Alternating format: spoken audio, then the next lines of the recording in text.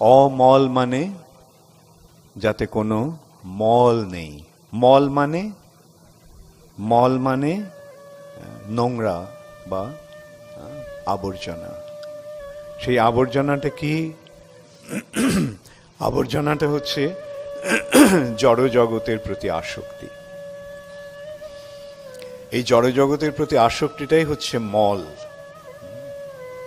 সেই মলটা দু রকম। একটা হচ্ছে তমগুণ জনিত আকর্ষণ, আরেকটা হচ্ছে রজগুণ জনিত আকর্ষণ, রজগুণের প্রভাবে আকর্ষণ। রজ তম, এর ঊর্ধ্বে রয়েছে সত্যগুণ। সেই সত্যগুণে অধিষ্ঠিত হলে আমরা এই জড়জগতের ঊর্ধ্বে যে চিন্ময় জগৎ রয়েছে সেই জগৎ সম্বন্ধে জানতে পারি। যতক্ষণ আমরা তমগুণের দ্বারা প্রভাবিত থাকি, যতক্ষণ আমরা রজগুণের দ্বারা প্রভাবিত থাকি, ততক্ষণ এই বিষয়টি আমরা হৃদয়ঙ্গম করতে পারি না। তদা রজস্তম ভাবা কাম লোভ দয়াশ্চর্যে। এই রজ এবং তমগুণের প্রভাবে কি হচ্ছে? কাম, লোভ ইত্যাদির প্রকাশ হচ্ছে। অর্থাৎ কাম, ক্রোধ, লোভ, মোহ, মদ, মাৎসর্য, এই ছটি হচ্ছে জড়জগতের প্রতি আসক্তির প্রকাশ। কাম, কামের প্রভাবে আমরা জড়জগৎটাকে উপভোগ করতে চাই, বা জড়জগতের যে বিষয়গুলি যেগুলো আমাদের ইন্দ্রিয় তৃপ্তির অনুকূল সেগুলি ভোগ করতে চাই, সেটাকে বলা হচ্ছে কাম। এখন কাম যখন চরিতার্থ হচ্ছে না, কাম যখন সফল হচ্ছে না, তখন ক্রোধের উদয় হচ্ছে। কাম, ক্রোধ। আর সেই সঙ্গে কামটাকে ভোগ করার জন্য লোভ, কাম ভোগের জন্য যে বিষয়গুলি সেগুলি আহরণ করার যে প্রচেষ্টা, সেটা হচ্ছে লোভ। তার ফলে মোহ, আমরা মোহাচ্ছন্ন হয়ে পড়ছি। আর যখন সেই বিষয়গুলি লাভ হচ্ছে তখন গর্ব হচ্ছে, মদ। আমি কত বড়, আমার কত কিছু সঞ্চয় হয়েছে, আমি এই জড় জগৎটাকে কত সুন্দরভাবে আমি উপভোগ করার আয়োজন করেছি। মদ, মদ মানে হচ্ছে গর্ব, অহংকার। আর যখন আমরা দেখছি অন্য কেউ এই জড়জগৎটাকে ভোগ করার নানা রকম আয়োজন করেছে, তখন তার ফলে আমাদের মাৎসর্য বা হিংসা, কেন ও পেল আমি পেলাম না, এই ছটিকে বলা হচ্ছে ষড়রিপু, ছটা শত্রু। যেই শত্রু আমাদের জীবনের প্রকৃত উদ্দেশ্যটা সাধন করতে দিচ্ছে না, আমাদের চিন্ময় স্তরে অধিষ্ঠিত হতে দিচ্ছে না। তাই বলা হচ্ছে যতক্ষণ আমরা তম এবং রজগুণের দ্বারা প্রভাবিত থাকব, ততক্ষণ আমরা এই কাম, লোভ ইত্যাদির দ্বারা প্রভাবিত থাকব। কাম ও লোভ দয়াশ্চর্যে। কিন্তু আমাদের চেতনা যখন এগুলির দ্বারা প্রভাবিত না হয়ে স্থিতং সত্যে প্রসীদতি, যখন আমরা সত্যগুণে অধিষ্ঠিত হই, স্থিতং সত্যে প্রসীদতি, তখনই কেবল আমরা এই ভগবত ভক্তির তত্ত্ব বা ভাগবত তত্ত্ব হৃদয়ঙ্গম করতে পারব। চেতো এতই রণাবিদ্ধং স্থিতং সত্যে প্রসীদতি। তখন এবং প্রসন্ন মনস, আমাদের মনোভাব, আমাদের মনের ক্রিয়া, আমাদের অন্তরাত্মা তখন প্রসন্ন হয়ে যায়। এবং প্রসন্ন মনস, তখন ভগবত ভক্তি যোগতঃ ভগবত তত্ত্ববিজ্ঞানং, এই ভগবত তত্ত্ববিজ্ঞান লাভের ফলে মুক্ত সঙ্গস্য জায়তে, এই জড় জগতের বন্ধন থেকে আমরা মুক্ত হতে পারি। মুক্ত সঙ্গস্য জায়তে, কি সুন্দরভাবে এইগুলি ভাগবতে প্রবেশ করার আমাদের এই পথটা এইভাবে প্রদর্শিত হচ্ছে। কিভাবে শ্রীমদ্ ভাগবতের রাজ্যে আমরা প্রবেশ করব, তখন কি হবে? ভিদ্যতে হৃদয় গ্রন্থি ছিদ্যন্তে সর্বসংশয়া। এই হৃদয়ে যে গ্রন্থিগুলি রয়েছে, যে গ্রন্থিগুলির ফলে আমরা এই জড়জগতের আকর্ষণে জড়িয়ে রয়েছি, সেই গ্রন্থিগুলি কি?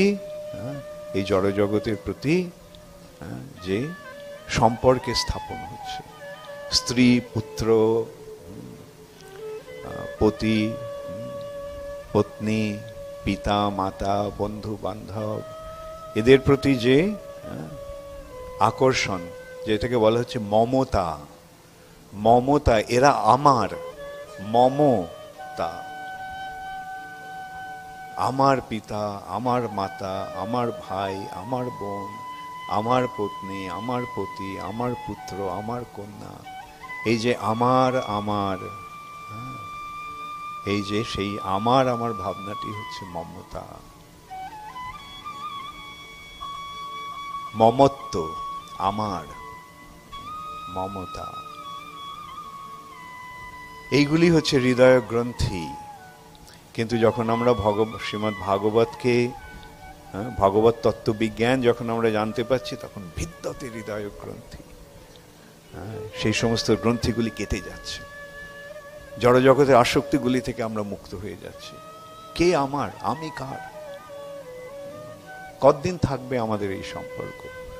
যতই নিবিড়, যতই ঘনিষ্ঠ এই সম্পর্কগুলি হোক না কেন, যখন আমরা শরীর ছেড়ে চলে যাব, তখন এই সমস্ত সম্পর্কগুলি নষ্ট হয়ে যাবে।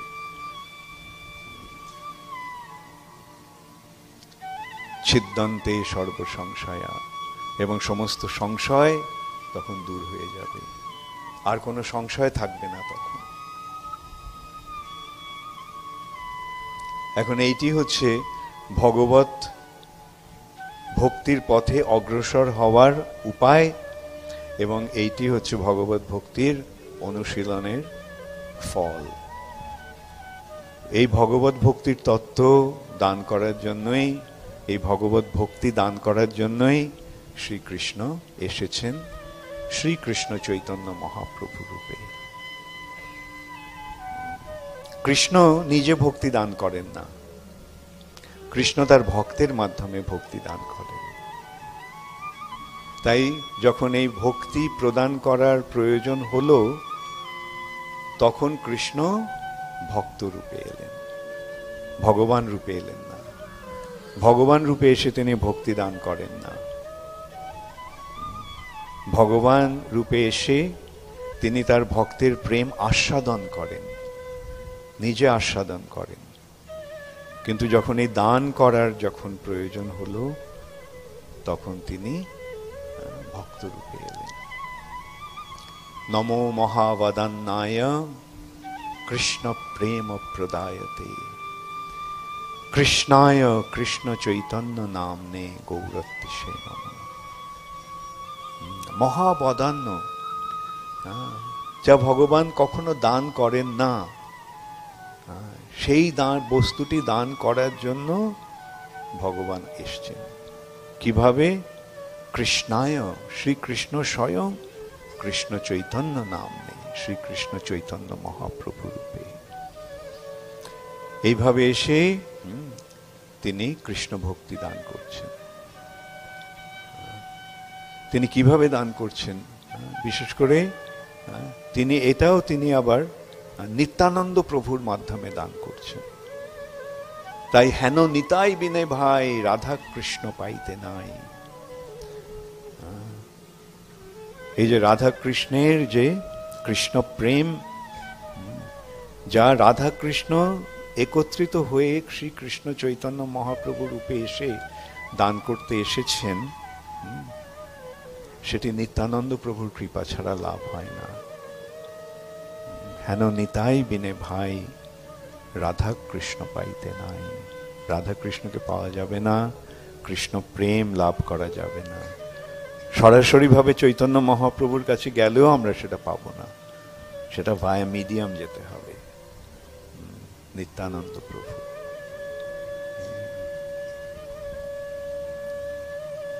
আবদ্ধ করে এই নিত্যানন্দ প্রভুর সম্বন্ধে বলা হচ্ছে, যারে দেখে তারে কহে দন্তে তৃণ করি, আমারে কিনিয়া লহ ভজ গৌর হরি। যাকে তিনি দেখছেন তাকেই তিনি বলছেন, যারে দেখে তারে কহে।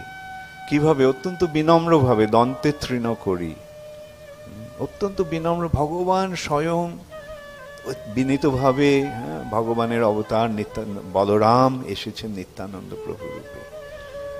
বলরাম হইল নিতাই, ব্রজেন্দ্র নন্দন যেই শচীসুত হইল সেই, বলরাম হইল নিতাই। এই নিত্যানন্দ প্রভু হচ্ছেন বলরাম স্বয়ং। তিনি কিভাবে ইয়ে করছেন? যারে দেখে তারে কহে দন্তে তৃণ করি, আমারে কিনিয়া লহ ভজ গৌর হরি। গৌরহরির ভজনা করো, গৌরহরির নির্দেশ অনুসারে এই ভক্তির পথ অবলম্বন করো, তাহলে সেই মূল্য দিয়ে তুমি আমাকে কিনে নাও। ভগবান বলছেন আমাকে কিনে নাও। এ কি এক অপূর্ব দান। আমারে কিনিয়া লহ ভজ গৌর হরি। এই তত্ত্বটি সংস্কৃততে বর্ণনা করা হচ্ছে।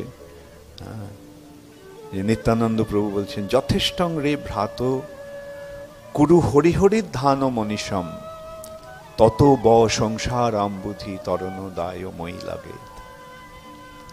যথেষ্টং রে ভ্রাত কুরু হরিহরির ধান মনীষম, তোমরা এই হরিধ্বনি করো, হরিনাম করো, সেটাই যথেষ্ট, আর কিছু দরকার নেই। তত, তাহলে ব তোমাদের, সংসার আমবুধি তরণ দায় মই লাগে, এই সংসার সমুদ্র থেকে তোমাদের পার করার দায় আমি নেব, আমি নিচ্ছি। তোমরা শুধু হরিনাম করো আর আমি তোমাদের সংসার পার করে দেব।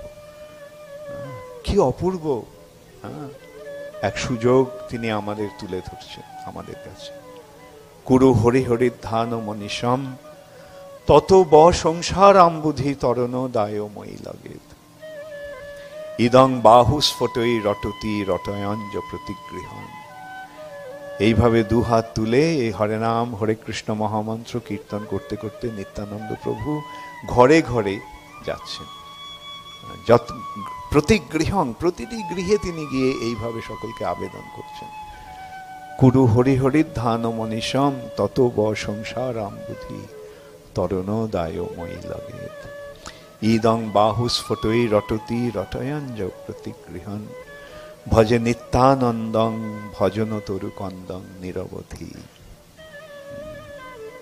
এই নিত্যানন্দ প্রভু যিনি হচ্ছেন ভজন ভক্তিরূপ কল্পবৃক্ষের যে মূল স্বরূপ, স্কন্ধ স্বরূপ, সেই নিত্যানন্দ প্রভুর ভজনা করো।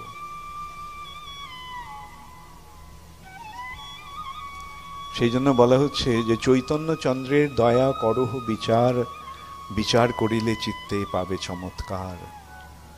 শ্রী চৈতন্য মহাপ্রভুর দয়া যে কি অসীম, চৈতন্য মহাপ্রভুর দয়া যে কি এক অপূর্ব দয়ার প্রকাশ, সেটা একটু বিচার করে দেখো, তাহলে দেখতে পাবে, হৃদয়ে চমৎকৃত হবে যে এমন বস্তু তো ভগবান কখনো দান করেননি। অনর্পিত চরিং চিরাত, কোনো দিন ভগবান যে বস্তুটি দান করেননি সেই বস্তুটি দান করার জন্য তিনি এসেছেন এই কলিযুগে।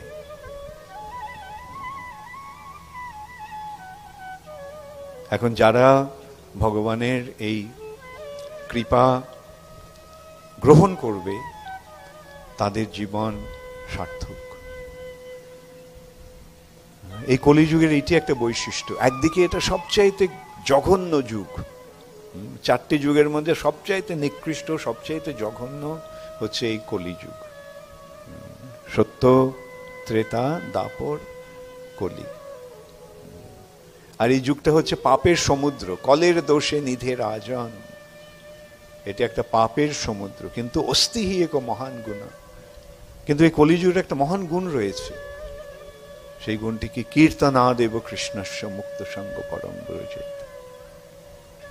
কেবল হরে কৃষ্ণ মহামন্ত্র কীর্তন করলেই আমরা এই জড়জগতের বন্ধন থেকে মুক্ত হয়ে ভগবত ধামে ফিরে যেতে পারব। সেই জন্যই নিষ্ঠা সহকারে এই নাম আশ্রয় করে থাকতে হবে। বুঝতে হবে যে এই নাম হচ্ছে এক অপূর্ব দান ভগবানের। হরে কৃষ্ণ মহামন্ত্র, মন্ত্র অনেক রয়েছে এবং সেই মন্ত্রগুলি আমাদের জীবকে জড়জগতের বন্ধন থেকে উদ্ধার করার জন্য মন্ত্র। এই মন্ত্র হচ্ছে চিন্ময় শব্দ তরঙ্গ, যেগুলি ওই জগৎ থেকে এসেছে, চিৎ জগৎ থেকে এসেছে। এই মন্ত্র এই জগতের শব্দ নয়, এই সমস্ত মন্ত্রগুলি হচ্ছে চিৎ জগতের প্রকাশ, চিৎ জগৎ থেকে এখানে এসেছে। আর সেই সমস্ত মন্ত্রের মধ্যে যে মূল মন্ত্র, মহামন্ত্র, সেটি হচ্ছে হরে কৃষ্ণ কৃষ্ণ কৃষ্ণ হরে হরে, হরে রাম রাম রাম হরে হরে। এইটি হচ্ছে কলিযুগের এক বিশেষ বৈশিষ্ট্য। কীর্তনাদেব কৃষ্ণস্য মুক্ত সঙ্গ পরম ব্রজেত। শ্রীমদ্ ভাগবতে বলা হচ্ছে, পরীক্ষিত মহারাজ দেখলেন, পরীক্ষিত মহারাজ কে? পরীক্ষিত মহারাজ হচ্ছেন অর্জুনের পৌত্র, অর্জুনের পুত্র অভিমন্যু, অর্জুন আর সুভদ্রার পুত্র অভিমন্যু, আর অভিমন্যু এবং উত্তরার পুত্র হচ্ছে পরীক্ষিত। যুধিষ্ঠির মহারাজ অন্য পাণ্ডবদের সঙ্গে নিয়ে তিনি মহাপ্রস্থানে চলে গেলেন। পরীক্ষিত মহারাজকে রাজ সিংহাসনে অভিষিক্ত করলেন। সেই সময় দাপর যুগ শেষ হলো, কলিযুগ শুরু হলো। কিন্তু পরীক্ষিত মহারাজের রাজত্বকালে কলির প্রভাব একেবারেই প্রকাশিত হয়নি। কলির প্রভাব কি? কলির প্রভাব হচ্ছে আমিষ আহার, আসবপান মানে নেশা, অবৈধ সঙ্গ এবং দ্রুতক্রীড়া। এই চারটি কার্য হচ্ছে কলির প্রভাবের বিস্তারের উপায় স্বরূপ। এর মাধ্যমে কলি তার প্রভাব বিস্তার করে। পরীক্ষিত মহারাজের রাজত্বকালে কলির প্রভাব একেবারেই ছিল না। সেই সময় ধর্ম পূর্ণরূপে প্রতিষ্ঠিত ছিল, অর্থাৎ সত্য, শৌচ, তপ, দয়া,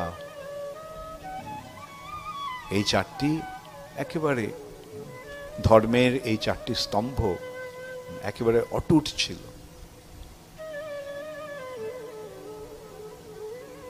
কিন্তু পরীক্ষিত মহারাজ দেখলেন, তিনি রাজারা তখনকার দিনে পর্যটনে যেতেন, বেরিয়ে গিয়ে দেখতেন কে কোথায় আছে, কিভাবে আছে, রাজ্যের অবস্থাটা কিরকম, পরিস্থিতি কিরকম।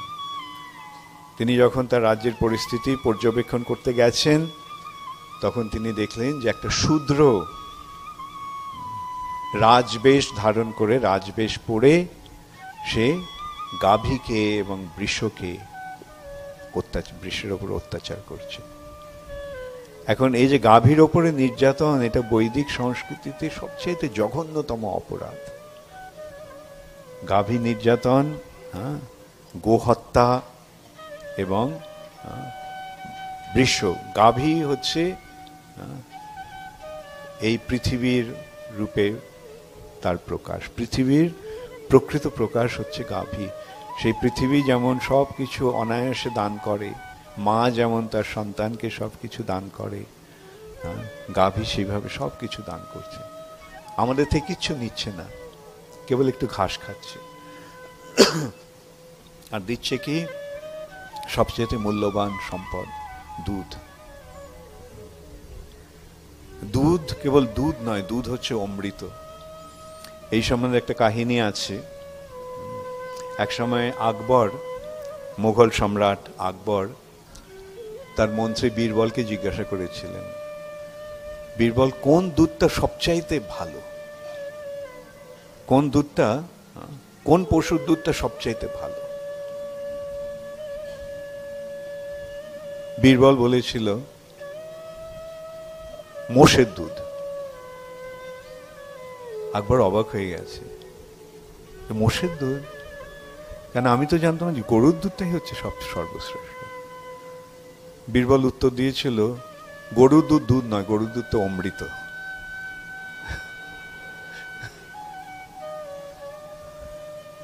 এমনই হচ্ছে গাভীর দান। আর শুধু গরু, আমরা এখন জানতে পাচ্ছি যে কেবল গরুর দুধই নয়, গোমূত্র হচ্ছে সর্বশ্রেষ্ঠ ঔষধ। গোময় এক অপূর্ব সুন্দর সার, যেটা মাটি জমিকে উর্বর করে দেয়। এইভাবে গরুর সব কিছুর কি অপূর্ব মূল্য রয়েছে। তো সে কথাটাই এখানে আমরা দেখতে পাচ্ছি যে মহারাজ পরীক্ষিত যখন দেখলেন যে এক শূদ্র রাজার মতো পোশাক পরে সে গাভীর ওপর অত্যাচার করছে, অর্থাৎ এক অযোগ্য ব্যক্তি মানুষের নেতা সেজে তারা কি করছে, তারা গাভীকে গোহত্যা করছে, পৃথিবীকে নির্যাতন করছে এবং ধর্মকে ধ্বংস করছে। এইটি হচ্ছে কলিযুগের নেতাদের পরিচয়। কলিযুগের নেতা, কলির চেলারা এইভাবে কলির ওপরে আধিপত্য করবে। ধর্মকে তারা স্থাপন করবে না, তারা অধর্মকে নিয়ে আসবে, এসে ধর্মের সিংহাসনে বসাবে।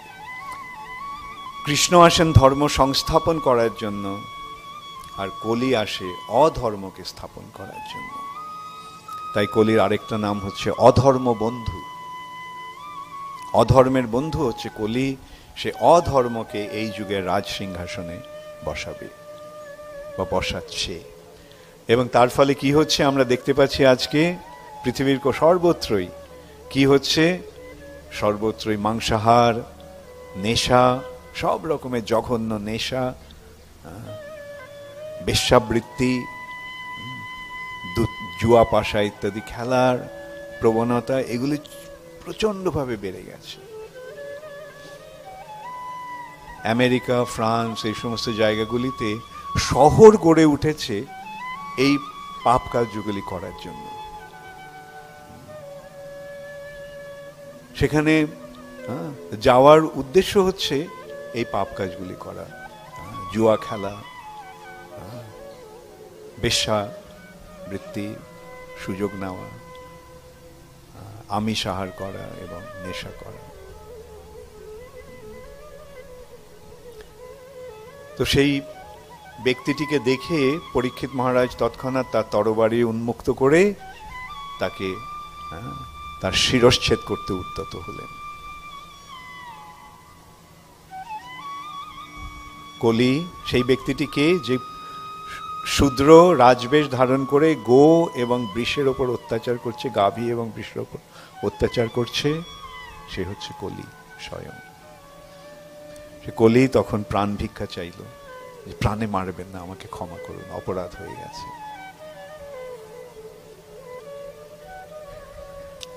ক্ষত্রিয় রাজার কাছে যখন কেউ প্রাণ ভিক্ষা করে তখন তিনি তাকে প্রাণে মারেন না, হত্যা করেন না। কলিকে তিনি মারলেন না, কিন্তু বললেন আমার রাজ্যে তুমি থাকতে পারবে না, তুমি আমার রাজ্য থেকে নির্বাসিত। কলি তখন দেখলো যে পরীক্ষিত মহারাজ কেবল সারা পৃথিবীর ওপরেই রাজত্ব করছেন না, এই পৃথিবীর যে সাগর, সেই সাগরগুলিরও আধিপত্য তিনি করছেন। তিনি শশা গড়া পৃথিবীর অধীশ্বর। তাই তার পায়ে পড়ে তিনি আবার বললেন, আপনার রাজ্য থেকে নির্বাসন দিলে আমি যাব কোথায়? তখন পরীক্ষিত মহারাজ বললেন, যেখানে আমিষ আহার হবে, যেখানে নেশা হবে, যেখানে অবৈধ স্ত্রী সঙ্গ হবে এবং যেখানে দ্রুতক্রিয়া অর্থাৎ জুয়া পাশা ইত্যাদি খেলা হবে, সেখানে তুমি থাকতে পারবে। কলি দেখলো পরীক্ষিত মহারাজের রাজত্বকালে সেই আচরণগুলি কেউই করছে না, সে তাই আবার অনুরোধ করলো, এই আচরণগুলো তো হচ্ছে না, আমি আর কোথায় যাব তাহলে? পরীক্ষিত মহারাজ তখন বললেন, ঠিক আছে, যেখানে স্বর্ণ আছে সেখানে তুমি থাকতে পারো, অর্থাৎ যেখানে ধন সম্পদ ভগবানের সেবায় নিযুক্ত হচ্ছে না সেখানে তুমি থাকতে পারো। এই 5টি জায়গা তিনি কলিকে দিলেন।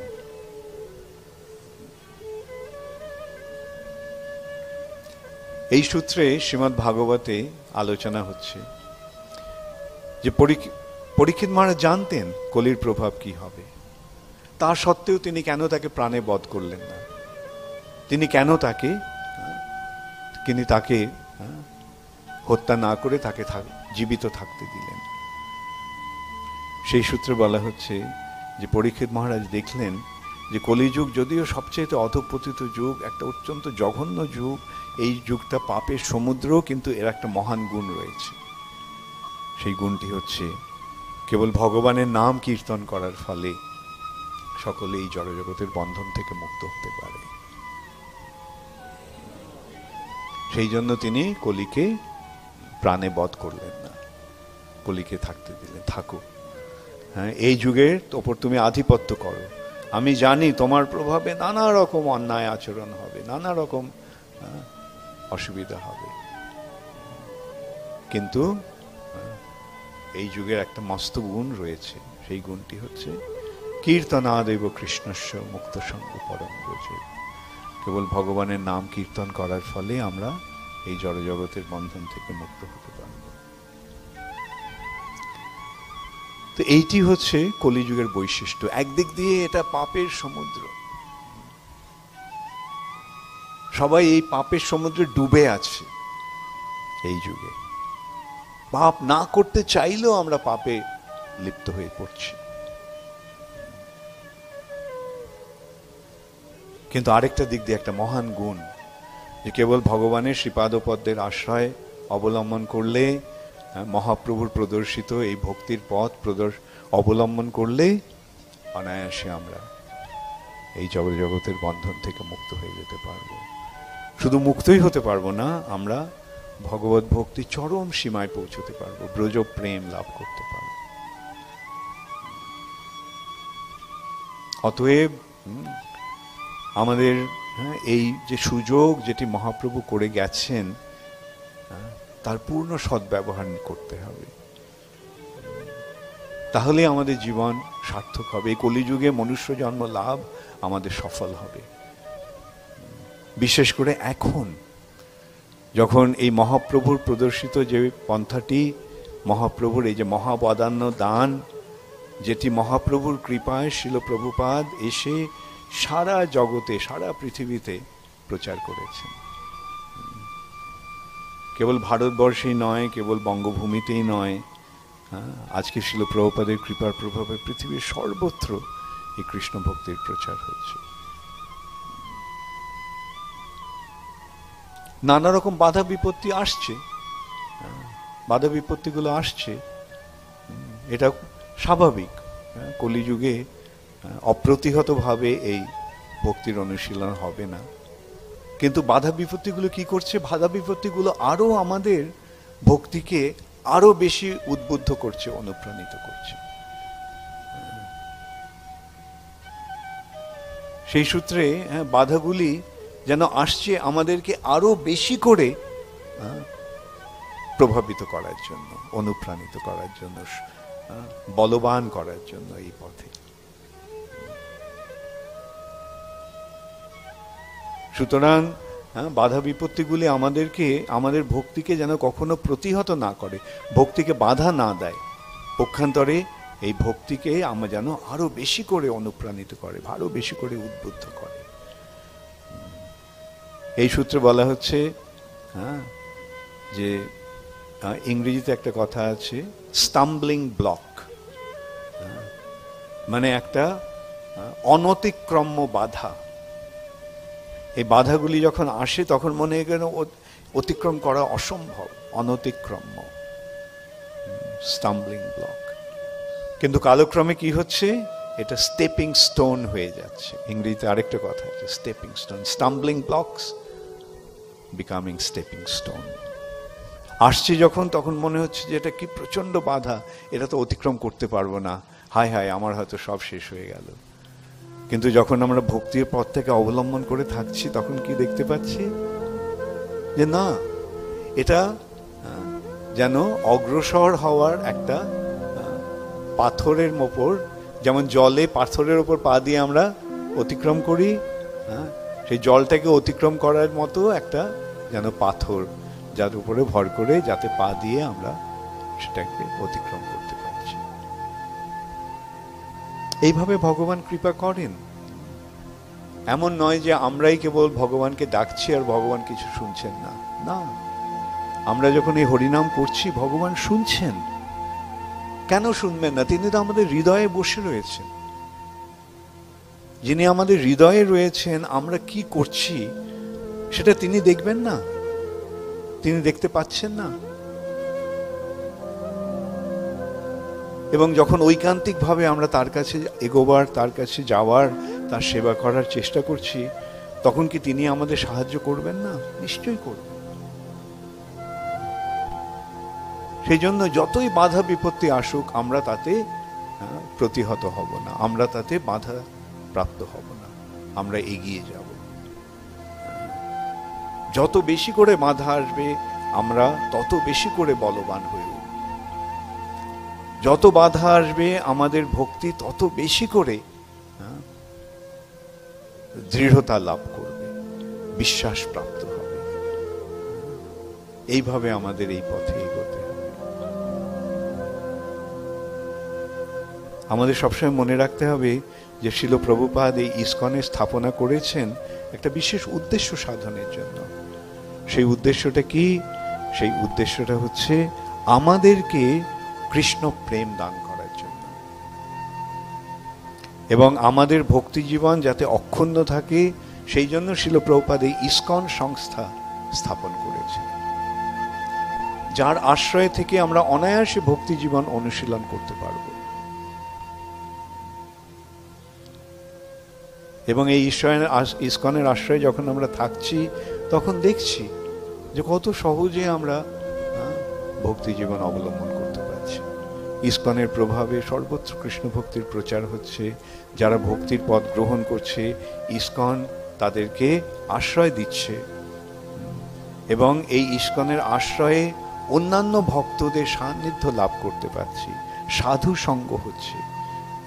উন্নত স্তর ভক্তদের কাছ থেকে আমরা এই ভক্তি পথে অগ্রসর হওয়ার প্রেরণা পাচ্ছি।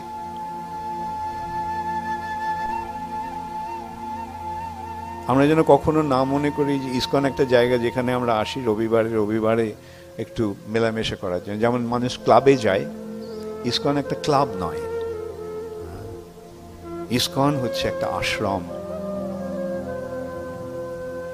লোকেরা ক্লাবে যায় মজা করতে, আর মানুষ আশ্রমে আসে ভগবত ভক্তির অনুশীলন করতে।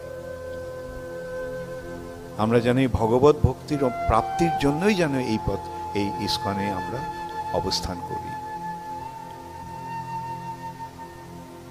এবং তাহলেই আমাদের এই ভাগবত জীবন, ভক্তি জীবন, ভগবত ভক্তির জীবন সফল হবে, সাফল্যমণ্ডিত হবে। আপনারা দয়া করে এই পথটি অবলম্বন করেছেন, এবং এখন নিবিড়ভাবে এই পথটিকে অবলম্বন করে থাকুন। এই যে কি এক অপূর্ব সম্পদ, অমূল্য সম্পদ, সেটা আমরা বিচার করতে পারবো না, আমরা বুঝে দেখতে পারবো না।